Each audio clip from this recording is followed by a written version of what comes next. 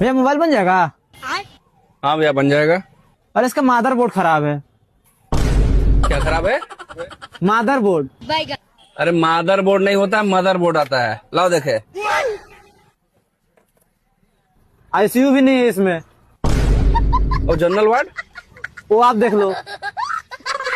अरे वो आईसी होता है, आईसीयू नहीं होता। ठीक है भैया बना दो, मैं आपको प्रेग्नेंट कर दूंगा। क्या कर दोगे? अरे भैया जो इस पे नहीं करते प्रेग्नेंट। अरे वो प्रेग्नेंट नहीं होता, पेमेंट होता है। इसीलिए कह रहे हैं कि थोड़ा पढ़ लिख लो। अरे आप पढ़ो ना भैया। अरे मैं बीएससी किया हूँ। हाँ वो तो दिख ही रहा है। मोबाइल तो बना रहे हो, क्या कर रहे हो? ऐसा लो, तुम अपना मोबाइल पकड़ो, नहीं बनेगा। ऐसा बनो ना, साफ साफ बनाने सहूरे नहीं है। भाग भाग, निकलो तुम, जल्दी निकलो यहाँ, निकलो।